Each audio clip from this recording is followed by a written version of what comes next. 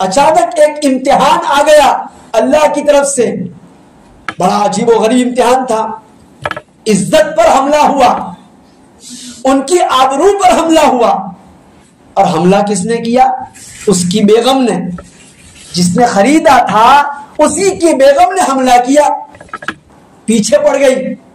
وہ حضرت یوسف علیہ السلام کی عزت کو داغدار کرنا چاہتی تھی، زنا کی آلودگیوں سے آلودہ کرنا چاہتی تھی. حضرت یوسف علیہ السلام کو زنا کی برائی میں ملوث کرنا چاہتی تھی. زنا سمجھتے ہیں آپ کسے کہتے ہیں؟ بغیر شادی کے کسی عورت کے ساتھ وہ کام کرنا جو شادی کے بعد جائز ہوتا ہے. جو کام مرد و عورت کا پرائیویٹ کام جو نکاح کے بعد حلال ہوتا ہے، وہ کام نکاح کے بغیر کرنا، اس کو شریعت میں کہا جاتا ہے زنا. چاہے دونوں اس کے لیے راضی ہو یا کوئی ایک راضی ہو کوئی ایک ناراض ہو، اس سے کوئی مطلب نہیں. دنیا کی عدالتوں نے یوں کہا کہ اگر دونوں راضی ہوں تو نو پرابلم. اگر مرد و عورت دونوں راضی ہوں اور نکاح کے بغیر وہی کام کر لے جو نکاح کے بعد ہوتا ہے تو یہ کیا کہتے ہیں؟ نو پرابلم، کوئی بات نہیں. ہمارے بہت سارے مسلمان اسی دھوکے میں آ گئے. حالانکہ زناکاری یہ ہے بغیر نکاح کے یہ پرائیویٹ تعلق قائم کرنا کسی عورت کے ساتھ، یہ ہے زناکاری. اور یہ اتنا برا کام ہے کہ اللہ پاک نے اس کے بارے میں کہا لا تقربوا الزنا انہو کان فاحشہ.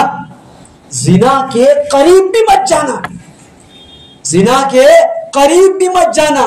یعنی زناکاری کی طرف لے جانے والے جتنے کام ہیں ان سے بھی اپنے آپ کو بچا کے رکھو. انہو کان فاحشہ، یہ بے حیائی کا کام ہے. وساء سبیلا، اور انسان راستے سے بھٹک جاتا ہے اس کی وجہ سے. یہی وجہ ہے رحمت عالم صلی اللہ علیہ وسلم نے فرمایا آدم علیہ السلام سے لے کر میرے ابا عبداللہ اور حوا سے لے کر میری اماں آمینہ تک میرے نسب نامے کے اندر جتنے مرد اور عورت تھے ان میں سے کوئی ایک بھی زناکار نہیں تھا.